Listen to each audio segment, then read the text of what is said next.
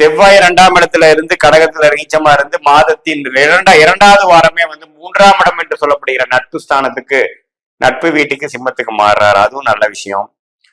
சுக்கிரன் புதன் செவ்வாய் எல்லாமே பரவாயில்லை. சூரியன் பாத்தீங்கன்னா மாதத்தின் மிடில் ஒரு ஜூன் 16ஆம் தேதி பாத்தீங்கன்னா ரிஷபத்துல இருந்த சூரியன் மிதுனத்துக்குள்ளேயே ராசிக்குள்ளேயே வரார், குருவோட சேர்றார்.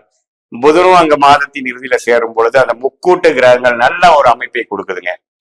சோ இது வந்து என்ன தெரியுதுன்னா, நல்லாவே ஒரு முயற்சி எடுத்து அவங்களுடைய மிதுனராசிக்காரர்கள் போன ஒரு இடமாக செய்த விரயங்கள், போன வருஷம் ஒரு வருஷம் பாத்தீங்கன்னா மிதுன ராசிகளுக்கு விரயமோ விரயம். ஏன்னா குரு 12ஆம் இடத்துல இருந்து 6, 8ஐ பார்த்து கடன் தொல்லை, விரயங்கள், ஈஸியா கடனை பெற்று, எதிர்பார்க்காத கடனை பெற்று அதை எப்படி அடைக்க போறோம்னு தெரியாம இருக்கக்கூடிய மிதுன ராசிக்காரங்கள், குடுக்கல் வாங்கல்ல வந்து நிறைய சிக்கல்கள், அது மாதிரி விஷயங்கள்லாம் நடந்து கொண்டு இருந்த மிதுனராசிக்காரர்களுக்கு இப்போ முதல் கடனை அடைக்கக்கூடிய வழி, முதல் செலவை நிறுத்தக்கூடிய வழி, அடுத்தடுத்து எப்படி அதை வந்து மீண்டு வரப்போறோங்கிற மாதிரி உத்வேகத்தை கொடுக்கக்கூடிய, வழியை கொடுக்கக்கூடிய, அதை செயல்படுத்தக்கூடிய ஒரு அற்புதமான ஸ்டார்டிங் பாயிண்டா வந்து ஜூன் 2025 மிதுனராசிக்காரனுக்கு வருகிறது. மாணவர்களுக்கும் பாத்தீங்கன்னா நல்ல உத்வேகத்தோட படிக்கிறது, என்ன படிக்கணுங்கிறது இது வரைக்கும் கிளாரிட்டி இல்லாம இருக்கிறவங்களுக்கு இப்போ நல்லாவே ஒரு கிளாரிட்டி பெற்று இதுதான் நம்ம பண்ணணும், இதுதான் நமக்கு உகந்தது, இதுதான் ஹையர் ஸ்டடிஸ் நம்ம பண்ண போறோம். அதே மாதிரி காம்படிட்டிவ் எக்ஸாம்ஸ் எழுதுறவங்க, அரசு உத்தியோகத்துக்கு ட்ரை பண்றவங்களுக்கு எல்லாம் பாத்தீங்கன்னா